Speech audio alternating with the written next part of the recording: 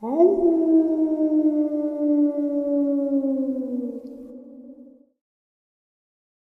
and salutations, everyone. I hope everyone is doing well today, and welcome to today's upload. Before we jump into it, a couple quick links. As many of you know, I rely on Patreon, PayPal, channel membership, and the merch to help the channel to continue to grow and go. Links to Patreon, PayPal, and channel membership is in the description below. The merch is displayed directly under the video. Also, Dogman, Frightening Encounters, Volume 1 through 3, the audiobook versions. They were written and researched by Tom Lyons, narrated and produced by me, Jeff Nadolny. Those audiobooks are available on Audible, Amazon, and iTunes, links to which are also in the description as well. And finally, last but definitely not least, if you'd really like to help support the channel to continue to grow and go, simply subscribe. It does not cost a cent. Click that like button, takes half a second. If you don't want to miss out on any of the informative uploads that I put out daily, click the bell icon, and folks, please leave a comment and share the video.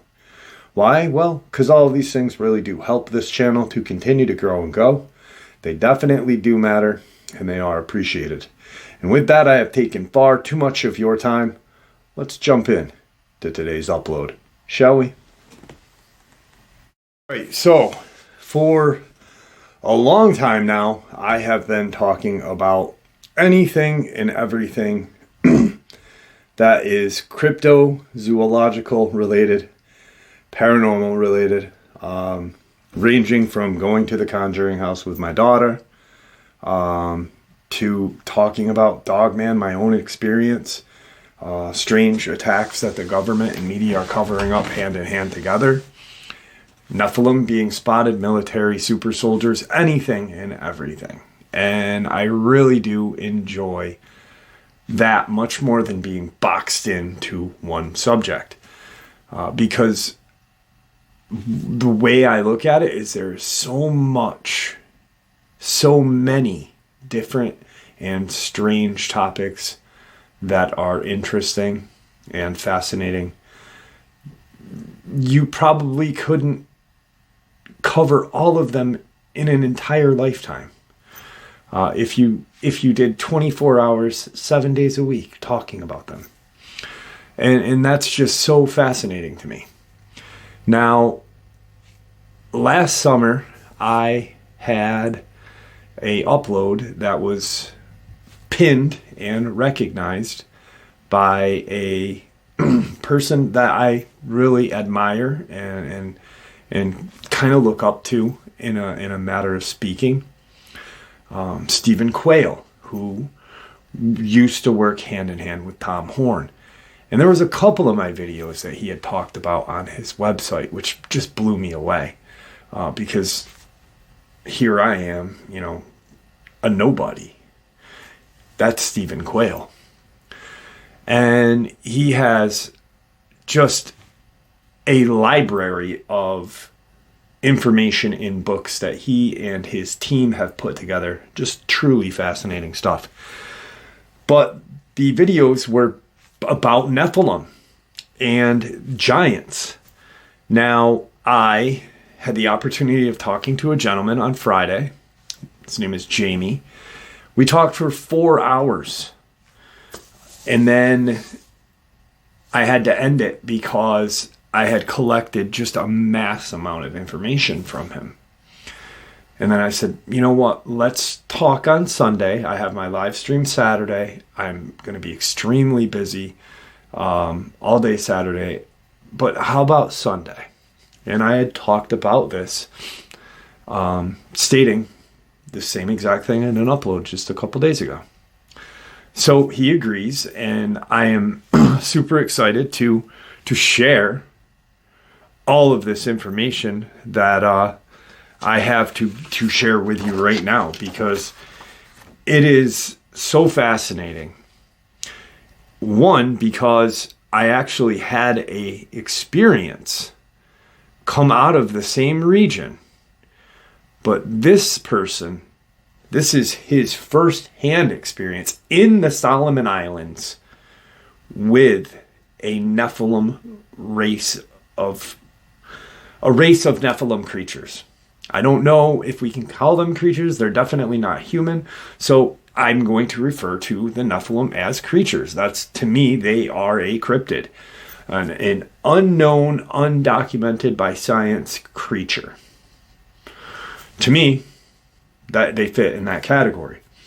So I'm going to just dump a whole bunch of information and his experience that he had while going to the Solomon Islands to pay homage to his great-granddad who fought in the Battle of Guadalcanal.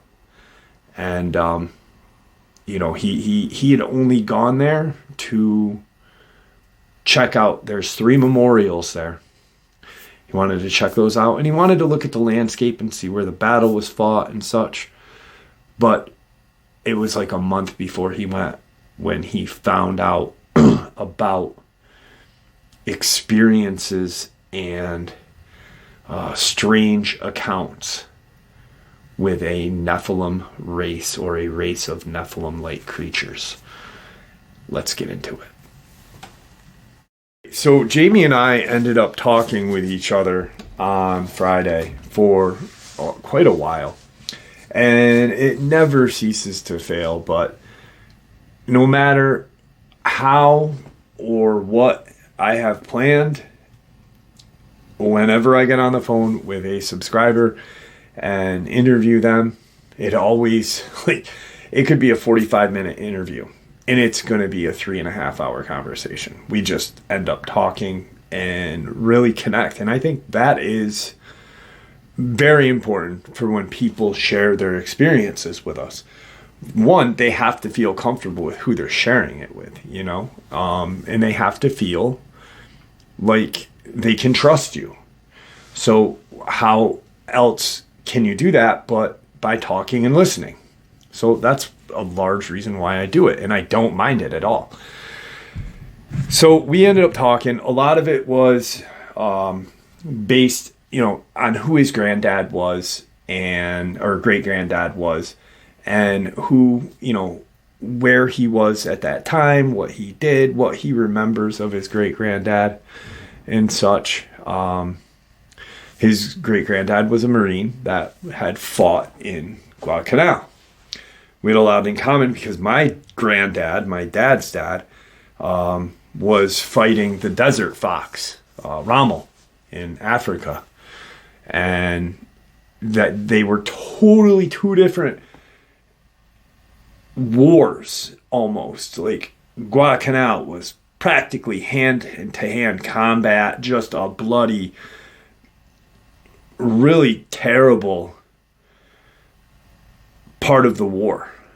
Actually, all of World War II was just terrible, but I'm just saying they're totally different, very hot, humid island, fighting an army that had been there prior to, that was expecting us to show up and, wanted to lay waste to us. My granddad in the desert, in a tank, fighting other Nazi tanks. Pretty crazy, but really crazy stuff. We had a great conversation. But he didn't get all of his experience out because time just kept going and we just kept talking and talking. So we talked a little bit more today. And the Solomon Islands is a very strange kind of place in the Pacific. It's very isolated. There are indigenous tribes that live there, and a lot of,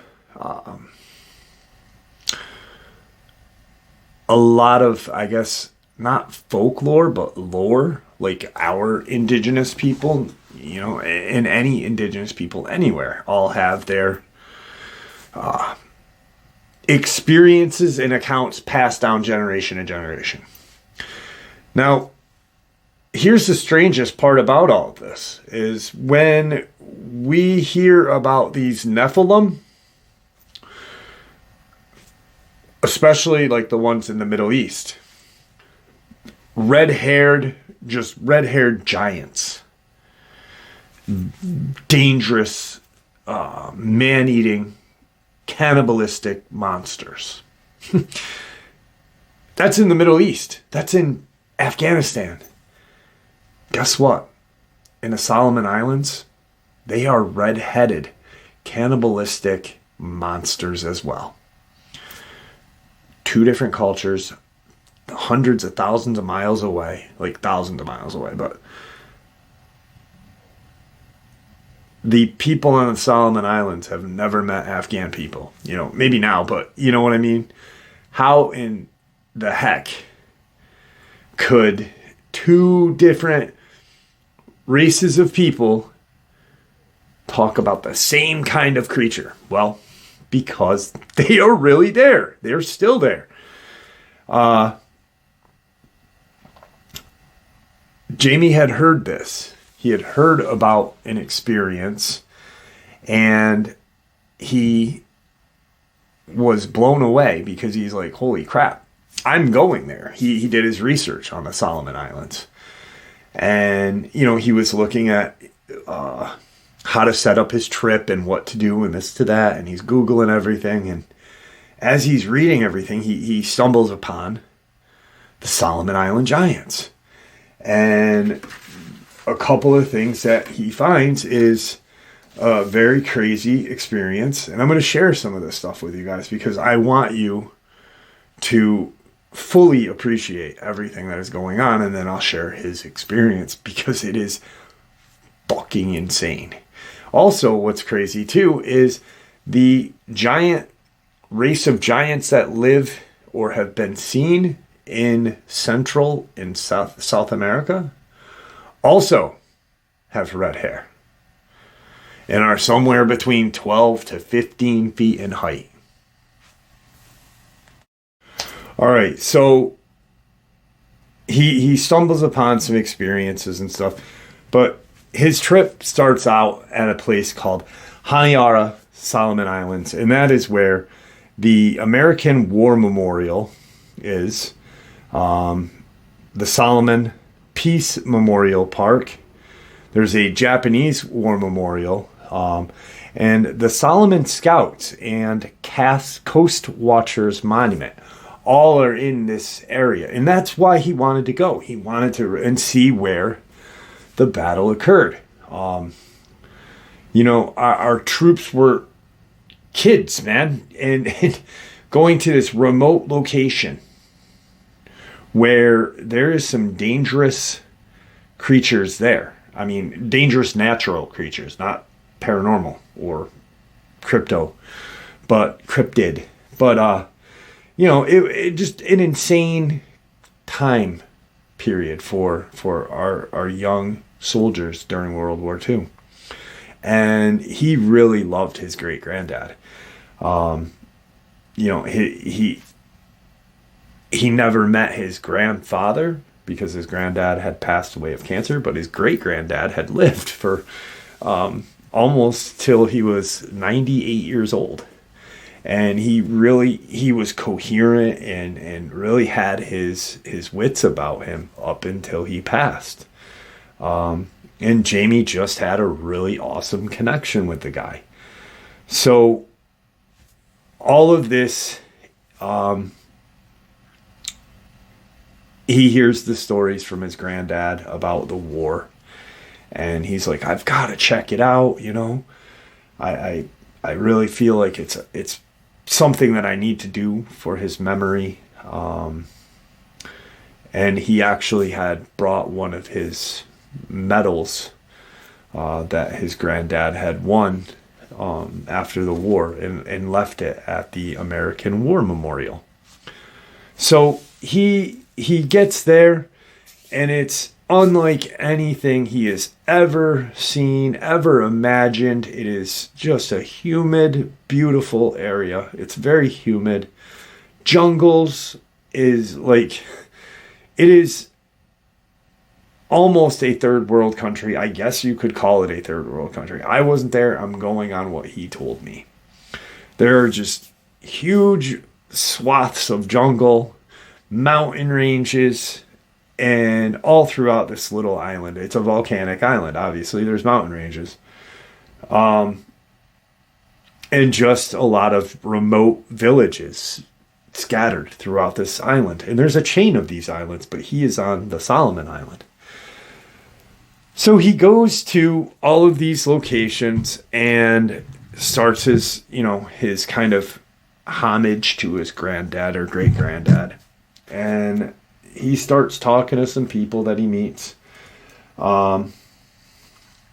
Because when he had, prior to going, he had done some research, planning his trip and stuff, things people do. And he had always been into the paranormal and Bigfoot. And he said to me, I never really was into it growing up. He said, but then I found like the creepypasta community, and I started to listen to creepypastas online.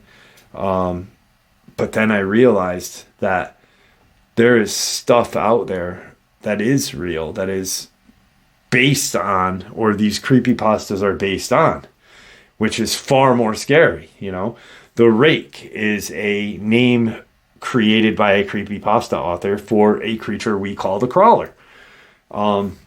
So, that's where he really kind of got into cryptozoology. Now, he hears about the legends of these red-haired giants. He had gone to Guadalcanal and looked at this location where the battles had been fought, and it's almost in the center of the island. And he's got a guide with him.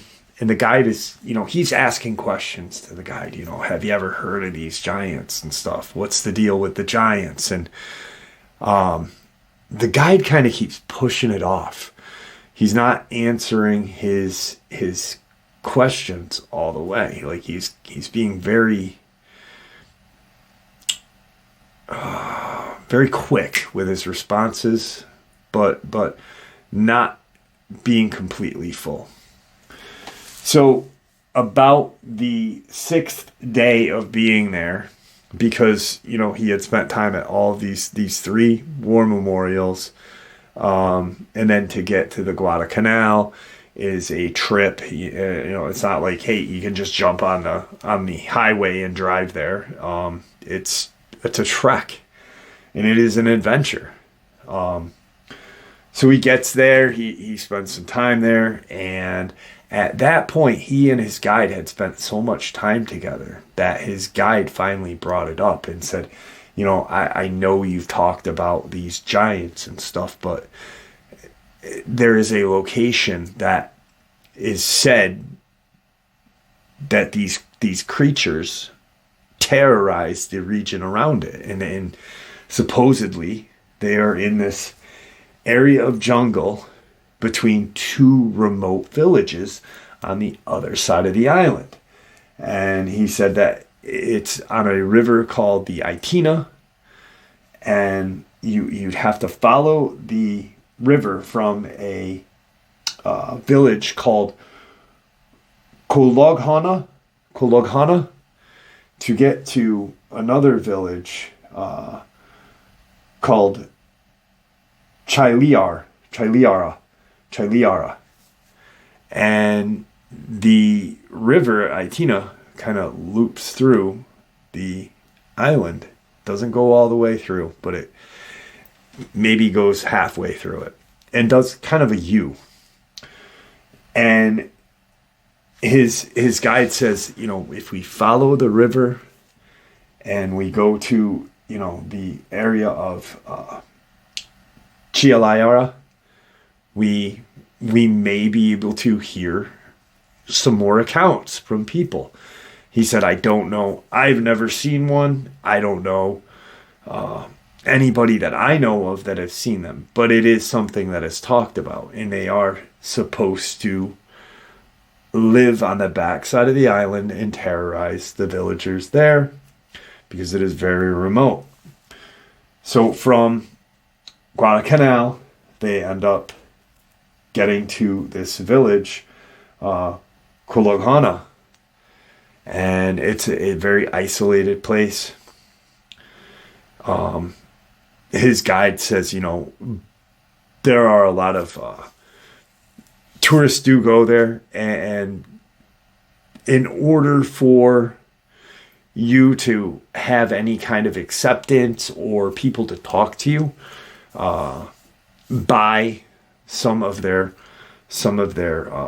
goods that they craft and stuff. And he's like, awesome, I was gonna do that anyway, so why not support the local indigenous people and also hear some tales from them as well.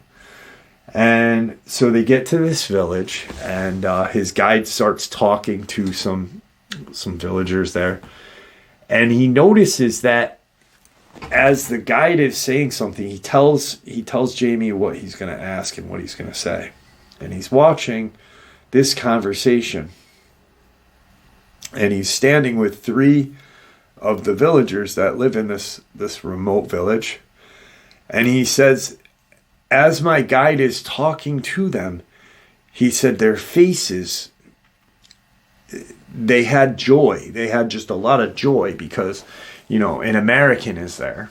And Americans mean money. Americans mean, happiness.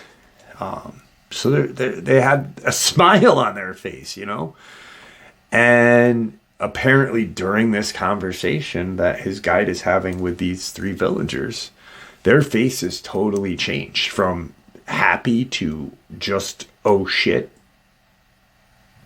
And 2 of them walk away. 2 of them gone.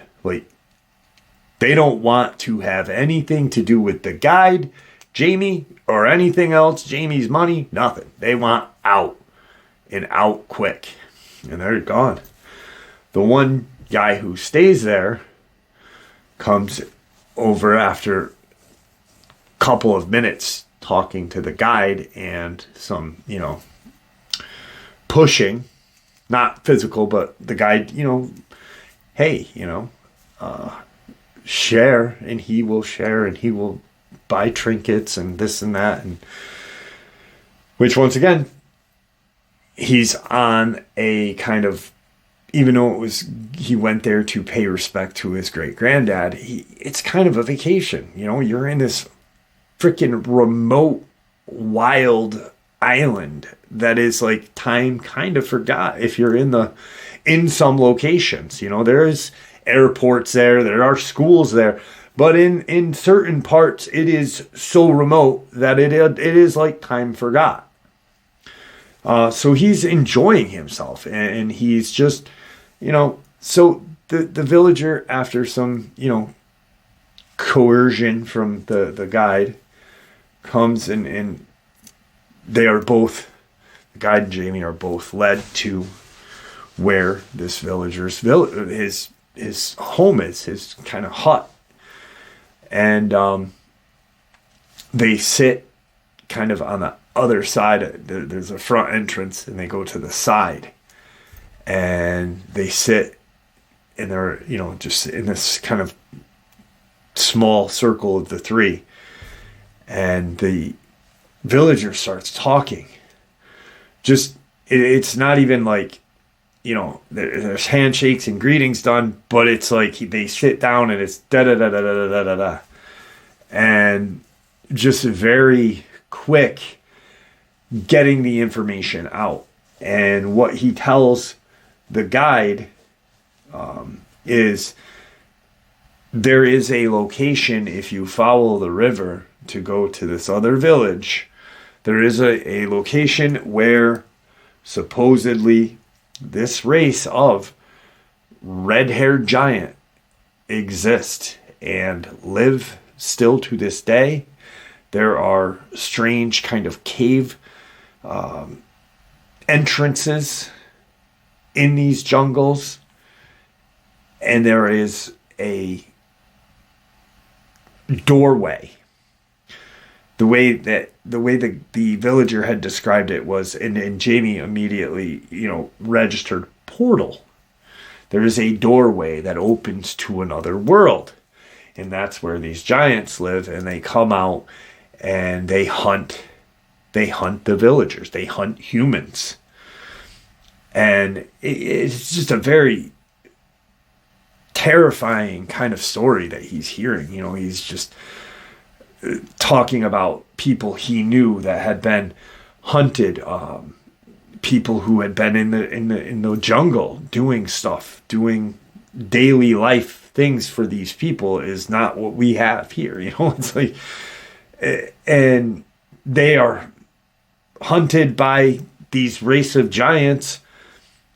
One person may get away to tell the story, but then you're missing 5 other people who are exceptionally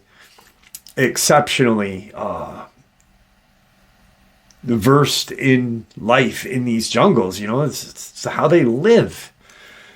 And you know, it'd be totally different if we went there, because, you know, yes, we can hike and we can do this and we can do that and we hunt and but it's like, no, a whole different ball game for people in the West. So, you know, it'd be like going to the jungles of Vietnam, Cambodia, and Laos, you know, or you know, the Amazon rainforest and freaking hiking around there. It's just a whole different ball game. So he's hearing all of these stories of, you know, decapitation.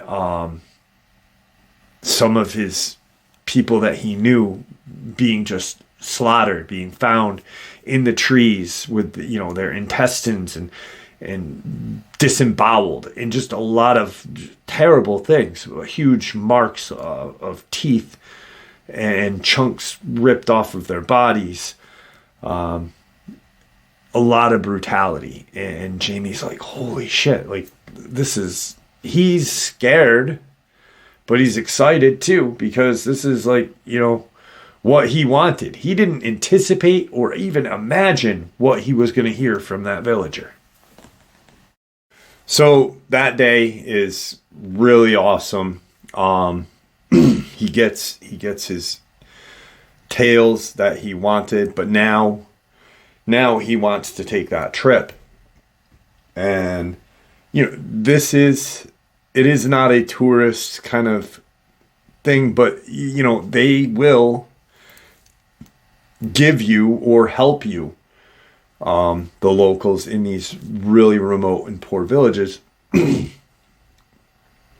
They will, you know, like, he looked at his guide and said, hey, you know, how can we get up this river and get to this other village, Chalaria.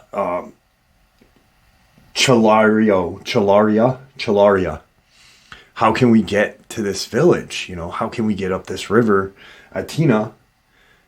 And, you know, obviously it's because he's looking at a map and he's like, it's way too far. How are we going to get, you know, can we get like a canoe or, you know, some kind of boat, something to get us up there? And would he be willing to go with us and be you and I's guide, you know? So he's like, will he be our guide's guide? And, you know, that was just, it was a joke that he had said, you know, like he said, hey, see if he'll be my guide's guide. And, you know, he reluctantly and was very hesitant at first about it. And then, his family, he got to meet his family and they had dinners. There's a meal was prepared. He got to meet other villagers and such. It was a really cool trip for him. And that night was amazing for him. And the next morning, they did end up convincing this gentleman and another guy to accompany them to this other village. They were paid handsomely. In our standards, no. But in their standards, they were paid very handsomely. He gave them like $100, which was equivalent to like they're probably good for a couple, you know, a year, not a year, but you know what I mean. Like $100 to them is they're so remote. Their homes are literally like, they are poor, and it's, but they are happy. They are comfortable with their life. It's their way of life. It's a hard thing to say because, here we in America have heat and air conditioning, and, you can't imagine going into a area where there is essentially animals in this area that could kill you. And one of those creatures is a saltwater crocodile, which during the war, there was a Japanese battalion or whatnot. They were trapped in the Solomon Islands on this like land kind of, there was a land bridge, tide went out, they were stuck on this little part of this remote, and they were all killed by these crocodiles, so these are human hunting crocodiles, essentially, saltwater, massive, violent crocodiles. And, so this is a very terrifying adventure. There is danger to it, but the next morning they get up and they get to the mouth of this Itina River, and they get on their canoe. They've got what the guide and what Jamie had with them, which was not a lot. It was not a lot. They did bring food and such from the village. They paid, once again, handsomely for things. And when I say handsomely, it's not to us, but it is to them, and which was another thing that he kind of had a hard time with, because, a little bit of money bought you a lot there. What they could give you, what they could have, what they had to give you. But they were all very hospitable to them too. So they get on this river, and they head on to their journey. Everything is smooth. It is a very smooth trip. It's very hot, very humid. A couple of times they had gotten off onto shore, and there is some dangerous, insect life there. There's really dangerous ants and any other kind of aquatic. It's kind of like Australia, there's shit there that wants to kill you, So, in these guides, these two gentlemen that Jamie and his guide had employed to do this trip, were being very cool about, don't do this here, check this out. They, show them this very interesting thing, birds and such. There are strange, like, large flying foxes and shit there. And just really a cool trip. So they are about a day away from this other village, Chalayara, and they have to, they can't go through the night.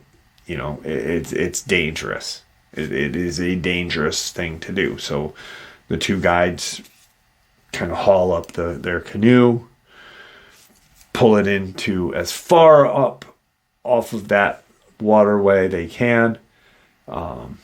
They lead the way into a safe kind of area where they will camp for the night, and they clean out the area, make sure there's nothing that can harm them. And once again, Jamie's blown away by the kindness and the intelligence of this, it just, how amazing everything was. Because you put you put anybody in the Western culture, and it's kind of, anyone who has survival skills will still suffer, because it's just shit we're not used to. It's a whole different ballgame, and so they have a night, and they have a fire. They had caught some fish.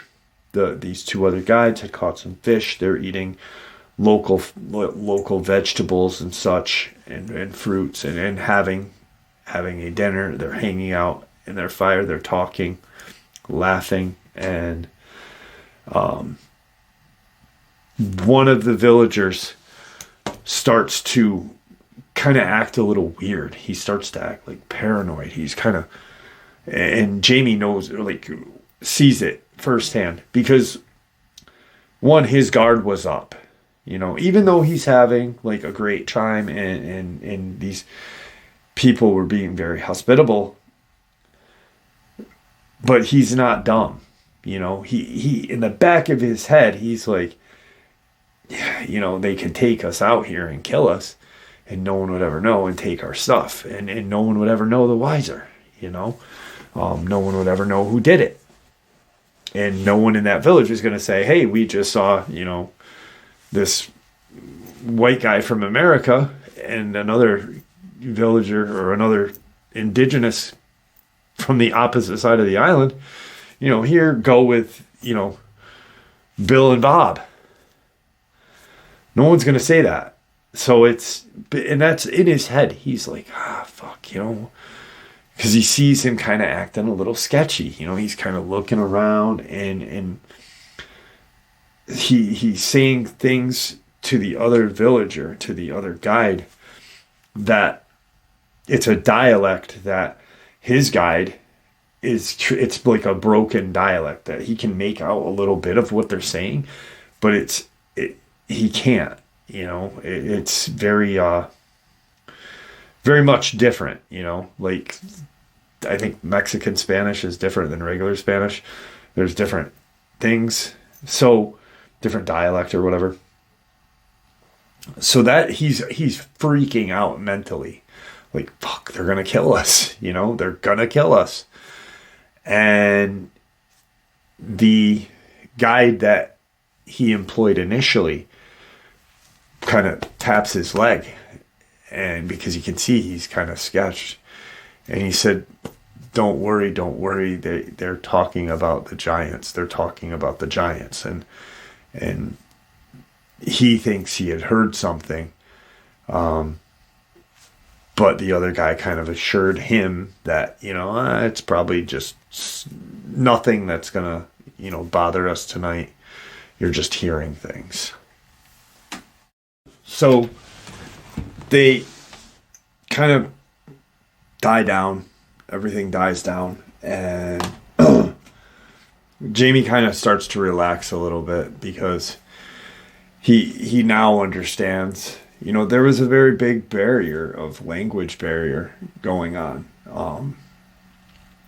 And being in a location that is so remote and wild to us, of course there's going to be a little bit of fear, so they kind of laugh it off. They have a little bit more conversations. They're talking about, actually one of the villagers makes the statement that, and that's what calmed everything down, was he had made the statement about, it was probably because he had thought he had heard something, and he had gotten up and walked toward where their canoe is and such, and they started talking again. What was said was, it might have been, I might have heard a crocodile off in the distance, and there's been, deaths. There's something like 6 or 7 people die a year in this very small little island archipelago by these human hunting saltwater crocodiles. They're not anything to mess with, but they're far enough on land to where, it's highly unlikely. So everything kinds down, and they're getting ready to go to bed. It's not going to be, a very comfortable night of rest. It's so they start to, get situated and such, And Jamie's lying there, and they have their fire going, and he's kind of listening to the jungle around them, to talking. Everything is alive and very loud and very strange. So he's lying there, and he's just about to fall asleep. And off in the distance, further inland, they hear this just commotion. And it sounds like a bulldozer or a large kind of something large just smashing through the trees. But it's not immediately upon them. He hears it, and he opens his eyes, and he's looking around, and he looks at his guide, and he kind of looks over to where everyone is. He's checking, did they leave us? Are they up? His guide is awake, and his eyes are just, if someone's eyes could say, holy shit, we're gonna die, and spell the word terror, that's what this guy's eyes. He said his eyes were just huge, and he's just very scared looking. He's propped up, and he's looking around. The two other villagers are right there. Jamie's not as afraid as he was, because he's like, did they take off on us? But they are, up. They're up, standing up, and looking in that location, and they're talking to each other very rapidly. He remembers how fast they were communicating, and he looks at his guide, and he says, what are they saying? What are they saying? And because of that language barrier and that broken kind of dialect that he can't understand, he's trying to piece it together, because they are terrified. Everyone's terrified, but they're talking so fast that he can't register it. And he says something to them like, what is that? Are we okay? What is that? Are we okay? And one of them turns and says the name, says the name Choa Choa or something like that. He believes it was a very strange kind of term. And his guide turns and looks at Jamie and says, get up, get up. And they're all standing there, in this kind of small squared area. Their fires died down, but it's still lit enough for them to see each other. And the guide says, they said the giants are here. The giants are here. And Jamie's like, the giants? They're here? He's like, giants. And that's what registered. Giants. Not just giant. Like, the giants are here. And he looks at his guide and he says, giants? Like, more than one? And he said, they're hunting. They're hunting. They're hunting us. And, Jamie has, like, no clue. He's, like, just out in left field to, he's trying to piece it all together. And it's having a very hard effect on it, registering everything. He cannot register. The two villagers look at his guide, and say, we got to get back to the canoe. We got to go. And they kind of grab all their stuff as fast as they can, and they start hightailing it to the canoe. Jamie has his cell phone flashlight, and he's shining it so he can see. These guys are running on instinct, and their eyes have adjusted. They're used to this way of life, being in the dark, hunting in the dark. And they get to their canoe, and the whole time they hear the noise, but it's not like as they are running, something is paralleling them or something is right behind them running. No. It was more or less a ruckus in the woods. So they'd hear a noise here, they'd hear a noise here, they'd hear a couple noises here. And the way they get their canoe into the water, they pretty much carry it for a little ways and then get in. This right here is how scared those two guides were, because this itself is a dangerous, possibly fatal thing that they are doing, because there is now at night where they can't see shit, there are saltwater crocodiles that are manhunters in that water. That's why they didn't stay in the, that's why they didn't proceed for the rest of the night, because of that. They are in the water, and how the river goes to get to this other village, it cuts through the lower kind of part of the island. Where the noise is coming from is away from the ocean. The side of the river they're on is closer to the ocean, but there's still a lot of land in between. So they are staying as far away from that side of the land they can.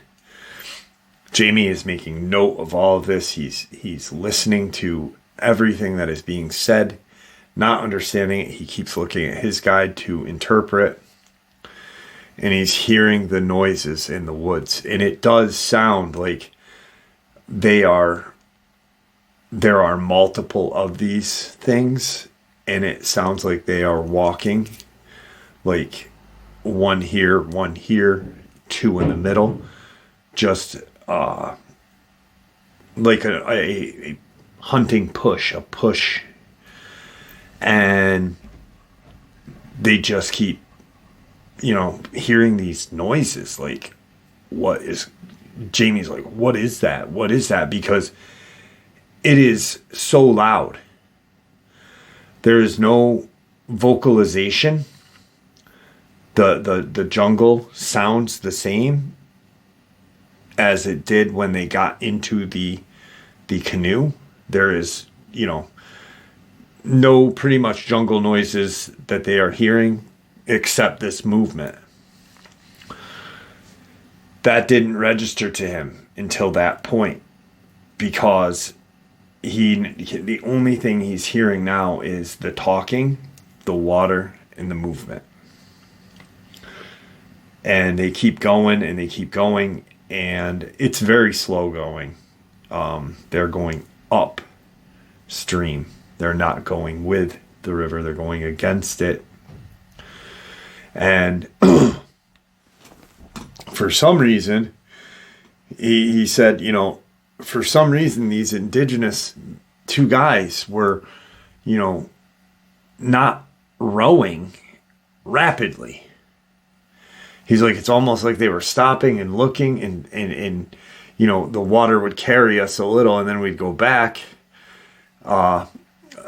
because we're going against the current. So the water would carry us back more, and they'd realize that and keep going.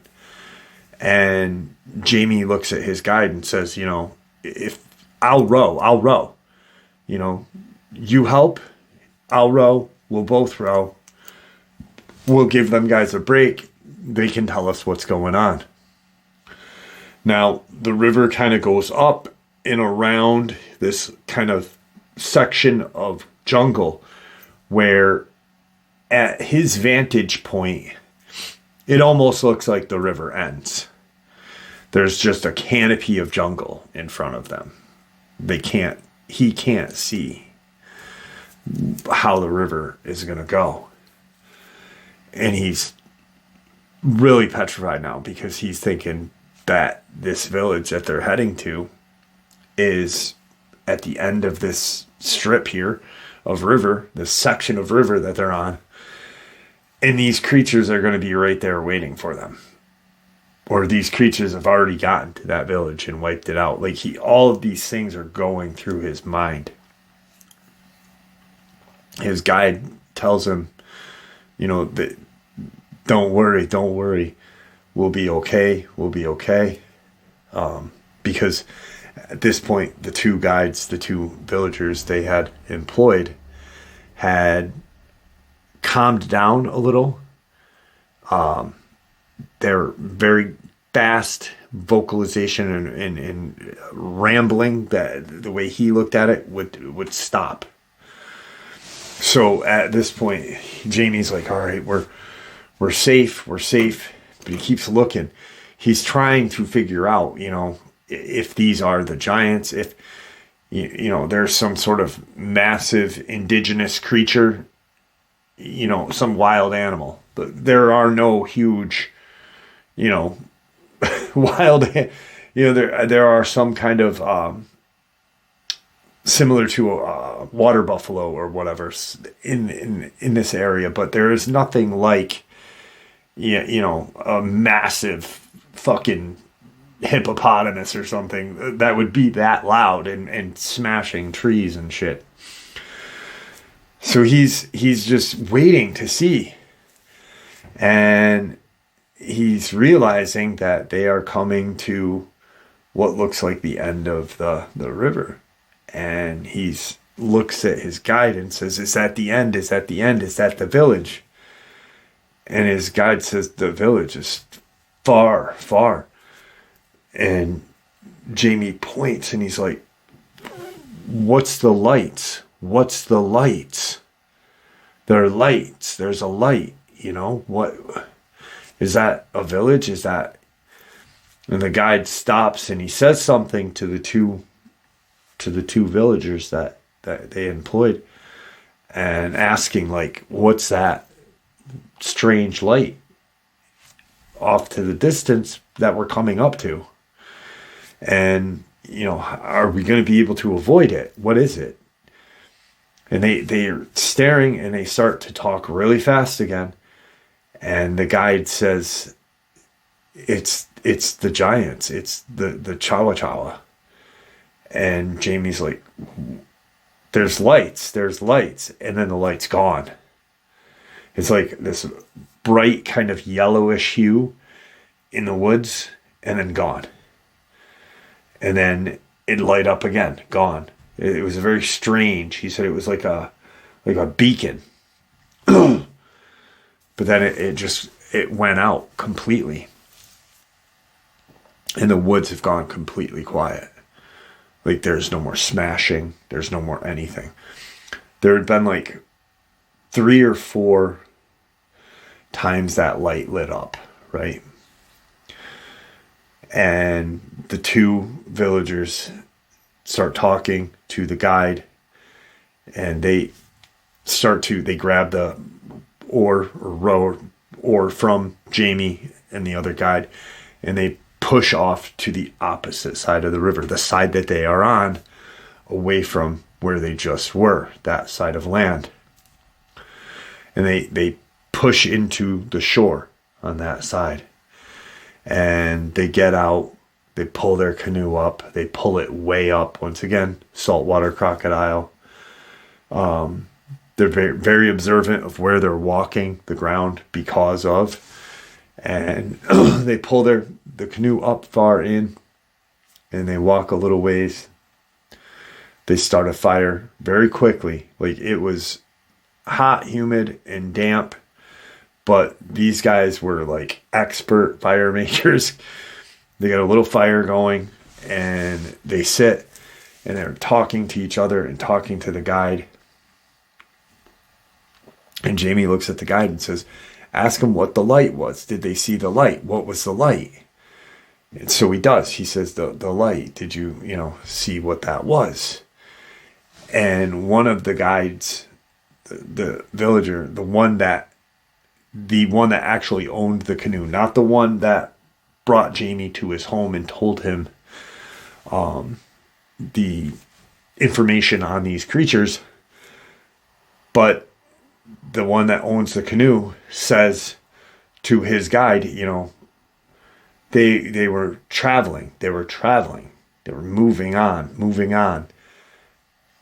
And the door, moving on, the door. And that's all, like, in their language, he kept saying. And he says, Jamie's guide says it back to Jamie, and Jamie's like, door, moving on. He's like, portal? And his guide kind of looks, and he's like, he explains, portal, where you can walk through the other side and be somewhere else. And he says something to the other villager, and they all, yes, their heads nod, and in that yes kind of fashion, like they just moved on. They're not there anymore. That's why we're here. We're safe right here for right now. They are somewhere else. So Jamie's like, holy shit, like, I just witnessed these creatures, these red-haired giant creatures in the Solomon Islands were hunting us. They must have realized that they weren't going to be able to get us, and traveled through their portal to wherever realm or whatever these creatures live. So he's like asking questions, and there's not a lot of answers being answered by the two villagers. And he looks at his guide, and he sees his guide as a little calmer, more so than before. So he says, can I, are we okay for the night? Are we okay, to be here? Can I relax? And the guide says, we're okay for now. They want to rest and then leave before the light comes out, before morning. So they kind of get comfortable, and Jamie's up, sitting there by the fire, looking at the fire. He's watching his guide. His guide's wide awake, scared shitless too, because once again, on that side of the island, it's just lore. He's never had to deal with these things or hear about these things on a daily fashion. It's not like a local custom from where he comes from. It's lore. These two men have had supposed friends that had been hunted by these creatures. So they are, but he looks and they're sleeping. And he says something to his guide, like, they don't look too worried to me. How long do you think we'll be here? He's like, I'm not going to be able to sleep. And his guide says, I'll stay up with you. And so they sit there and they're having a conversation. Nothing meaningful in what the event that just happened. Just BSing back and forth. Jamie starts to nod off because he's exhausted. The adrenaline dump, and then boom, the spike is over. He's just laying there and falling asleep. He thinks he was asleep for maybe 5 minutes. He doesn't know. To this day, he does not know. But the second his eyes closed, he said, I must have been asleep for a couple of minutes, tops 5, to where I am getting pushed to get awake, to be awake. And he's like, I open my eyes and I'm, trying to focus on what's going on. I jumped because I'm being pushed, I'm being touched. He said, and my guide points, and on the opposite side of the river, there's a light, a blink. For a second, another blink. And he counts 3.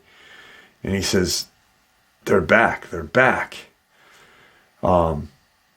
two villagers are fucking losing their shit. Because they are now witnessing And Jamie says, there's three of them. And his guide says, I just woke you up when the first two, he said, but it blinked. He goes, there was a blink and you'd see this light. And a couple of seconds would go by and then it would die out. And then blink, the light, a couple of seconds, die out. He said, I counted 5. He said, and if they're going the way that we just saw, he said, there is one extra one with them. And the two villagers look at everyone and we go home, we go back. And they're taking like the money that Jamie had given them. They're taking it out of their pockets and trying to hand it to them. Like, we go home. Will you come with us? Or you stay here, but we're going home. Take your money. We don't want your money. Whatever, that is, we don't want that either. Just take your money. We want to go home. We're safe at home. We're not safe here. Somehow, Jamie's guide convinces them, like, we're closer to our destination than we are to your village. We should probably keep going. They all decide to continue to go toward this other village, this Chalayara. And they get a good distance around the hook. And they're watching to see if there's any kind of light, any kind of loud movement. Nothing. The jungle had picked up prior to that in its noise. That very kind of very eerie but relaxing noise.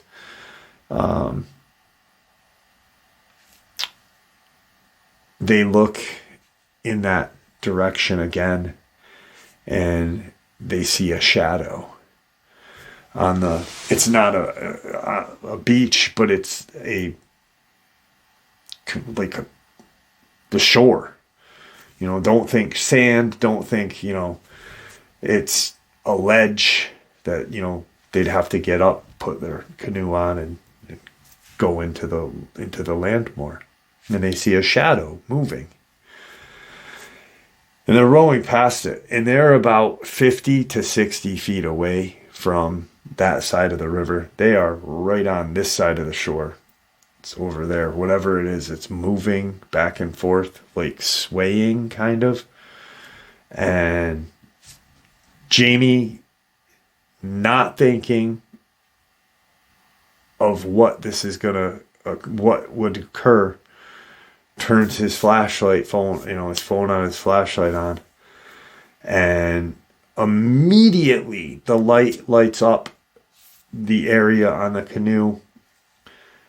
And, he is not pointed it at that section, but the two villagers start freaking out. And because the second that his flashlight lit up, they're thinking that one of these things, its portal, its doorway is on our canoe, and one of these things are going to be here. And, they did not, it didn't register. One, they don't have the technology, but you know what I mean? Like, it is no register. They're, boom, this fucking light. Oh my God. And they're freaking out. Jamie's guide is like, no, light, look. And Jamie turns his light as the conversation is calming down. He turns, and faintly, because a phone flashlight isn't going to reach 40 to 50 feet, 60 feet max, but it's going to give you some sort of a little better sight than nothing. And he shines it, and he's looking, and he sees quick movement, and he hears something, and it's almost like a splash. And the two villagers are freaking out. Like, Jamie just scared the shit out of him with her phone. Now, one of them's in the water. So Jamie's got his flashlight. He's pointing it. And they get, as the river rounds more, it gets narrower. They're going away from it. So that landing is here. And they're here now, but closer than 60 feet. They're maybe 25 feet. And he's shining his flashlight. But the water is deep in parts of this. Much deeper than 12 feet. And he's shining his flashlight. And he sees this just monstrous humanoid. And he's like, got his light. What the hell is that? What is that? What is that? What is that? And he's yelling. And it's not in the water. So that splash has not registered with anybody because it is on shore. Is there one in the water that's going to be right, as we go further, it's going to get us now. They kind of stop paddling and they're all looking. And this thing lets out another just powerful and vile roar. And what they see is this 15 foot at the max humanoid has a saltwater crocodile by its head. And it's smashing it into the ground. And then it throws it towards them in their canoe. So that splash they heard was that thing getting one of these saltwater crocodiles that was close to shore, killing it, and then throwing it towards this canoe that Jamie and the two villagers and his guide are on. And it splashes pretty close to him. Everyone panics and such. The two villagers are screaming now in their dialect, "We go home, we go home, we go home." It's not even a discussion, but the guide says to them, "We can't turn around here. We need to keep going, because if we turn here, our canoe isn't going to be able to, it's not going to be right on shore, but if that thing is that big, it can step out into that water and grab one of these freaking saltwater crocodiles. It's going to be able to, as we are kind of looping around, it's going to be able to go into that water and get us." And he's explaining this. He's trying to explain this to those two guides. All of a sudden, he says to the two guides, pulls something out of his backpack. Jamie does not, to this day, know what it was. It was something of value to these two gentlemen. And he hears the noise, like, "Oh my God, you found it, something." And they're going around, and it's standing there staring at them. It's just staring at them. And they're heading back towards these two guys' village. They are 10 feet away from the shore. They are practically on the shore. This thing must have been 5 feet. It must have, to get that saltwater crocodile, it must have been gone into the water 5 feet. So there is no fucking problem for that thing to go into the water, but it's just standing there staring at them. Jamie lights his phone again and flashes his light on it. And there it is. It is exactly what these two guys were telling him and his guide about. It is this red-haired, red beard in kind of like not like a caveman, like a Fred Flintstone kind of cloth, but it looked very similar to knitted or created, like needlepoint, what appeared to be shorts and a shirt, but obviously made from pelts. Like they had fur on their shorts and on their what observed to be a shirt, but the red hair is what caught him.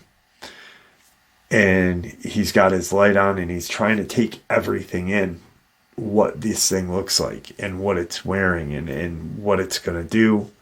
He's afraid that it's going to jump in the water, flip the canoe, and everyone's going to die. And it stands there and it kind of bends down. It like kind of bends like at a crouching, and it stands up really, really fast and arches its back and lets out this roar. This like just powerful roar. As it's doing that, the two guides that are paddling push more into the middle. 2 to 3 seconds after that roar, that just loud roar, you hear another roar. You hear another roar. You hear another roar. And then you hear a roar on the side of the river that they are the safest from. So they are essentially surrounded, but not in the front because the river's in front of them, but on the sides. So what must have happened was, as these creatures were coming from whatever area, there was one on that side now and one over there. So they were essentially surrounded. The guide is saying something to the two other villagers, like, let's go, we'll go to your village, no question. Keep the money. Jamie's asking what's being said because he's in the dark at everything right now.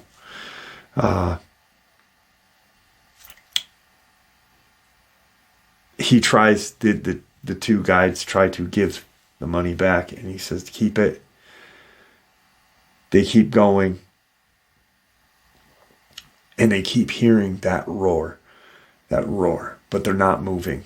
These, from that location, those roars are not moving. They're stationary. They get to where Jamie recognizes it because there was an odd-shaped tree that jutted off that shore where they had been camping. Now they're back to where their initial camp is, and they keep going. But he notices and recognizes this strange kind of odd tree. And he's talking to his guide, how much time before day breaks do you think will be safe when day breaks? Or do you think these things will hunt us more? They pass that tree, that very odd-shaped tree, and they keep going. Once again, the noises are not moving.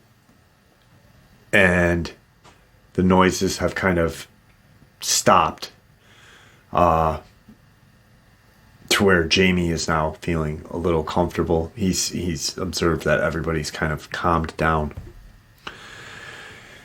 And they keep proceeding because this is what Jamie, essentially didn't think he was going to. He was thinking he was going to hear more tales and more stories from this other village. He never anticipated on seeing what he had just witnessed. So he's more than comfortable leaving. He's adamant about leaving.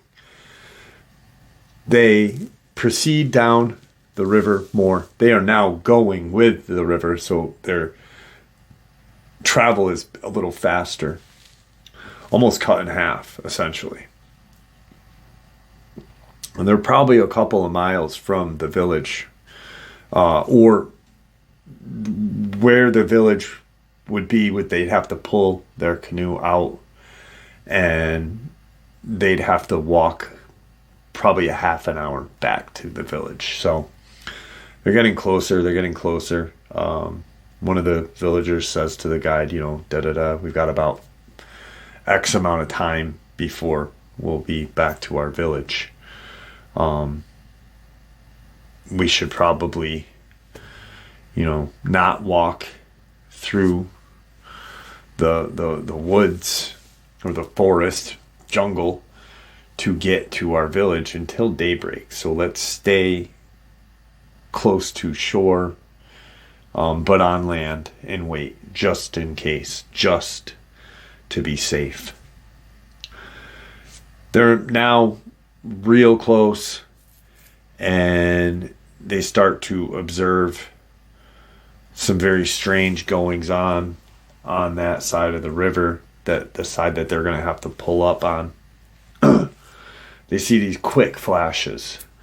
These really, not a flash like what they had just witnessed throughout that trip, but it would be like no seconds in between, just flash gone,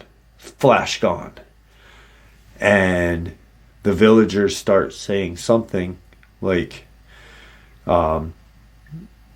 because his guide says, are they back to these two? He said to Jamie, I'll ask what those lights are. Maybe they're back. Maybe we should stay in this, in this river until daybreak. I don't know if we're going to be safe at daybreak. Usually they hunt at night. That's what the stories have been told to us, generational. These bam lights, and it's all kind of along the shore, and it's 10-12 feet off the ground. Jamie turns his light because he's like, I want to see what these lights are. Maybe they'll communicate with us by the light. Who knows?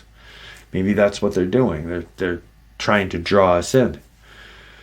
Jamie turns his flashlight on, and he gets off to the closest side of the boat to where he can see and scan that part of the shore, because now they are in the middle, which is, as they were going around that bend, the river kind of got narrower, but now they're in the middle, in a good depth between them and these creatures. So he's comfortable. And as he flashes his light, he's shining his light and scanning. And one of the villagers, the one who owns the canoe, screams something in this very broken dialect that Jamie's guide only gets, like, brother, father, male family member. Some male family member is said. And once again, it's broken dialect between them. What he's gathering is saying something about his male family member. And he turns to look where he looks at the guide and fowls. And what he sees is in the trees is what they now understand as his brother, the canoe owner's brother, is disemboweled, like hanging from his intestines in these trees along the waterway. They are almost to that where they not just launched off, but where they had launched off in the beginning of the day. His brother owns or lives near this area. That's where his canoe is, at his brother's home. And he's now looking at his brother being, dead in this tree, just hanging, lifelessly. He's not pushed up against it. He's literally hanging with his kind of draped over a branch of this tree.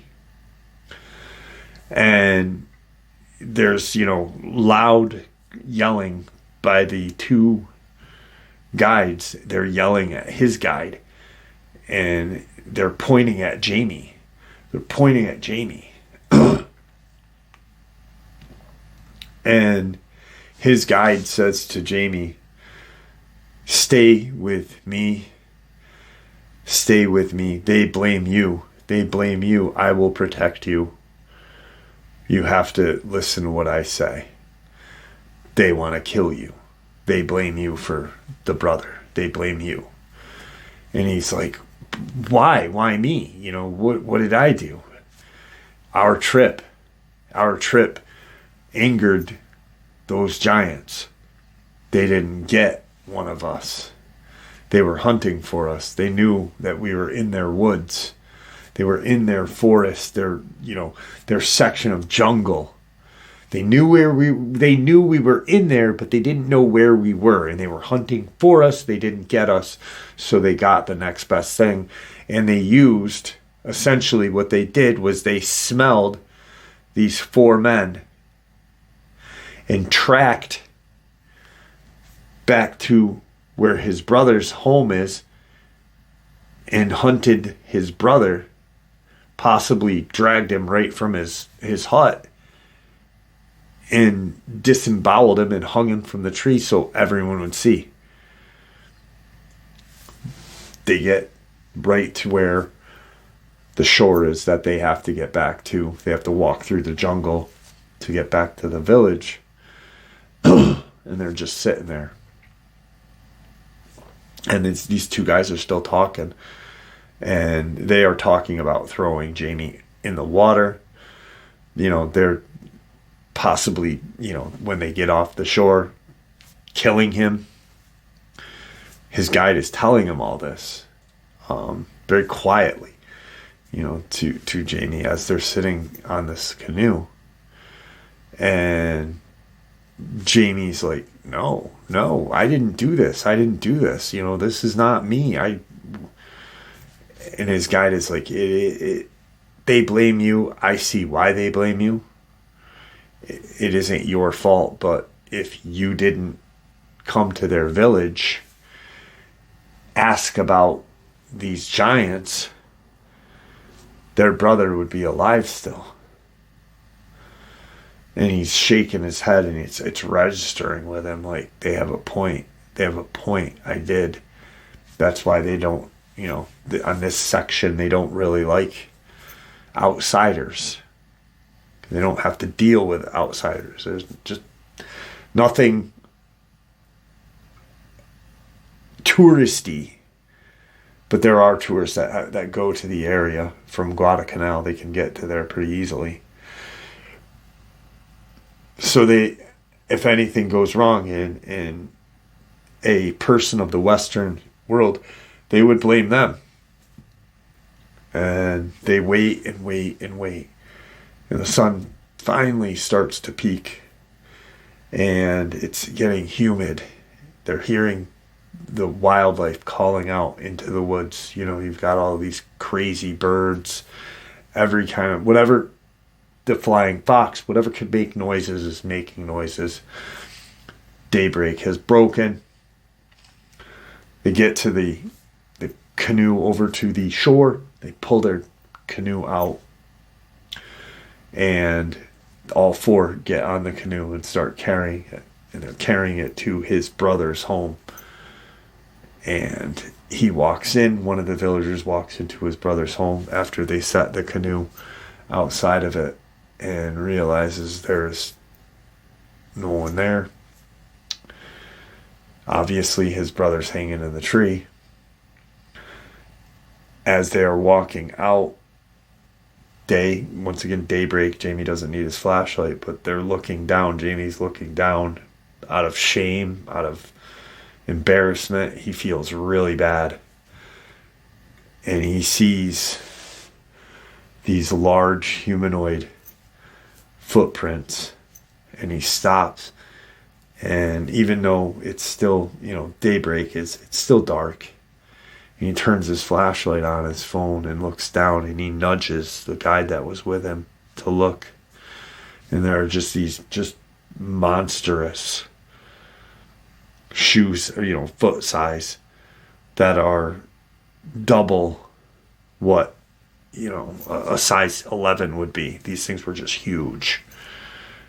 He said, I distinctly remember its toes being abnormally long, but they were skinny. It was very strange looking footprints. They proceed to walk into the village, and Jamie and his guide are immediately asked to leave. They have really no idea how and what, because this wasn't part of their plan. They had everything mapped out and what they were going to do. It was just insane for Jamie. So they get to the village.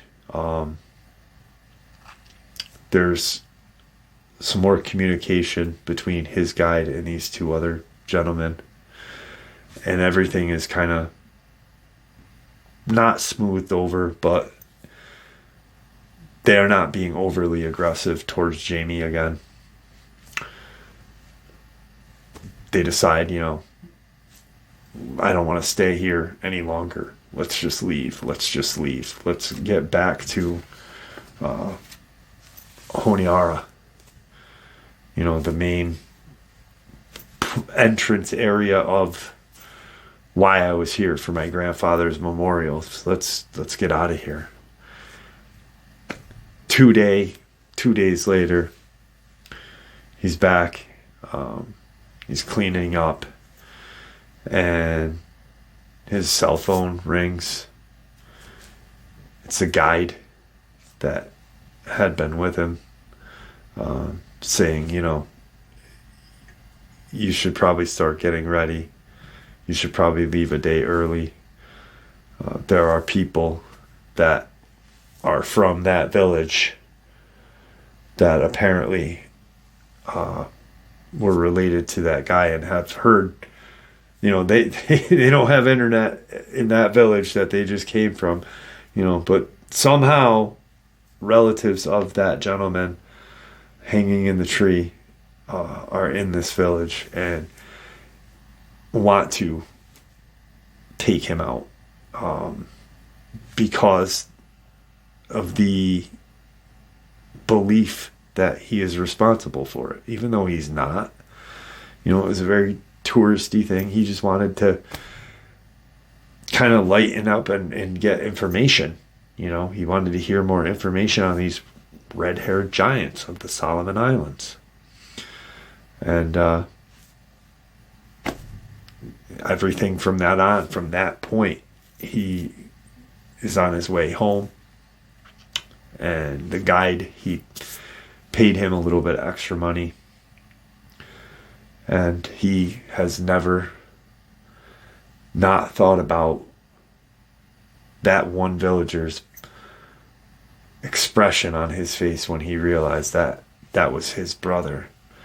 And that's when they turned and pointed towards Jamie. And it's bothered him for the rest of his life. He has never been the same. He wishes that he had never gone there,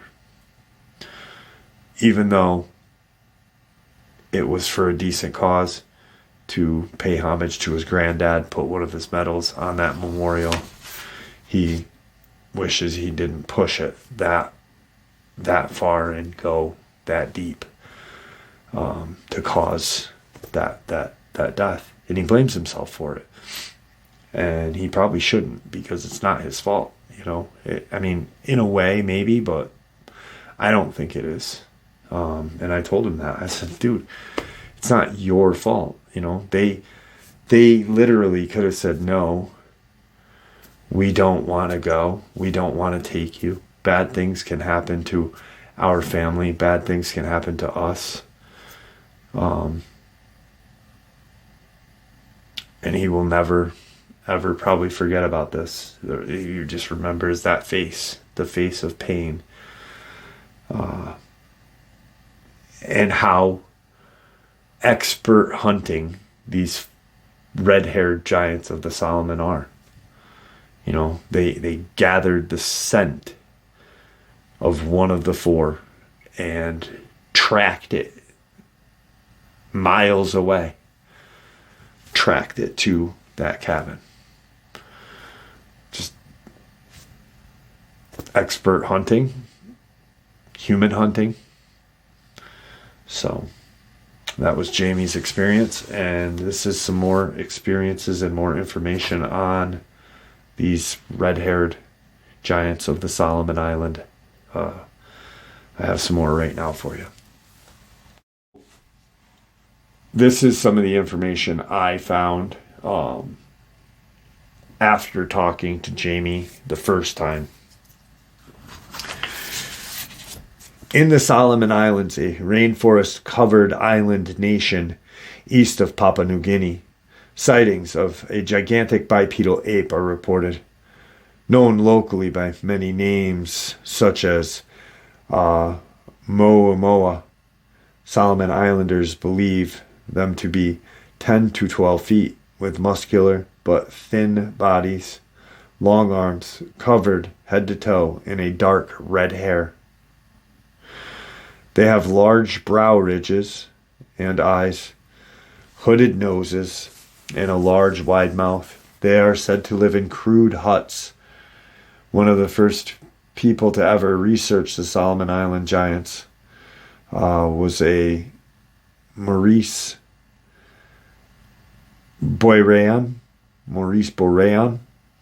the research director of the Solomon Archipelago Expedition Trust and Board. One of the most intriguing sightings of this was at the Guadalcanal, 1988. Some construction workers were using a bulldozer and it broke down. They quickly realized that the pin that held one of the blades broke and fell off the machine. Since it was too heavy to move, the construction workers left the blade on the ground overnight. When they went back to the site, the blade was gone, with tracks in the sand showing something with giant human-like footprints dragged it about 400 feet into the rainforest. Another experience was when a surveyor's car slid off the road. The surveyor then went to a gas station 2 kilometers away, and when they went back, the car was back in the road, 2 red-haired animals next to it. When they got closer, the red-haired creatures stood up, and it saw was a 12-foot hairy humanoid giant that casually lumbered into the rainforest. So that's a couple of the experiences. Then there's just more info. This is interesting, though. The Guadalcanal giants, as they're called, can have long black, brown, or red hair, protruding double eyebrow, bulging red eyes, flat nose, and a wide gaping mouth. These facial features are consistent. Awareness of them is shown by the newspapers as well. So the indigenous people still know that these things are out there. Western cultures, unlike all of us that really dedicate a lot of our time to do research about these things, wouldn't even register with us, or we wouldn't even believe it, which is crazy, because Jamie now believes all of it. This is an experience that I shared on my channel about a year ago. I come from a really remote country called the Solomon Islands. I've lived there as a child, but I have since moved to Australia. For generations, giants have been a part of the center of many stories. From the giants that disrupted villages to the ones that would kill people at night while hunting for them and eat them.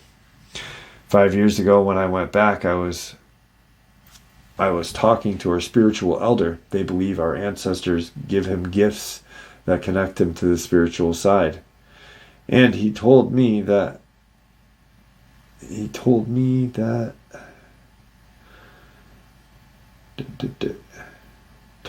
more recent story. So apparently a family from another village had contacted him about their daughter who was missing, to see if there was something supernatural afoot. Now, our spiritual man investigated. He didn't tell me how, and came to the conclusion that the giant had taken her. He asked the village if they had a giant population, and they verified that they live in the cave not far away. So, living in a cave, they do blood sacrifices. These things are there, and here's the thing. If the Afghan giant that was killed by U.S. forces had red hair, was like, I think max 18 feet. Some stories say 18 feet. But how is the resemblance so close together, yet these are areas thousands of miles away? It makes no sense. Well, it does, because these things live in a different dimension and come forward and hunt humans. So they are evil in my eyes. Pretty crazy. Anyway, so I'm just going to end it with that. It's now 4:30 in the morning. After talking with Jamie for a couple hours today, I wanted to put this together. And, I want to thank you, Jamie, for sharing this with us. So thank you. And, I hope you guys enjoyed this as much as I enjoyed sharing it with you, because it's another avenue, another documented case of very strange creatures resembling and having an uncanny resemblance to another different creature. It still is very intriguing to me, and can only say one thing, these things exist. I don't know why people deny it. How can you have a red-haired giant in Afghanistan and have red-haired giants that hunt humans in a island archipelago in the Pacific? Unless they are real, it's time we wake up. It's time the sheep out there wake up before the wolf comes knocking at our door. And it's already here, and it's in one shape, and that shape is our government. I'd like to thank you for supporting this channel. It is your support that helps this channel to continue to grow and go, and what gives us all a place and a chance to share our experience, judgment-free. Everyone's simply treated with the respect we deserve. Stay safe, happy, healthy, and ever vigilant, keeping an eye on our children, pets, family, and our friends. These creatures are real. They are out there and dangerous. Share this information with those you love and care about, and it may just help save their lives someday. Until next time, never stop asking questions, never stop searching for the truth, and God bless you all.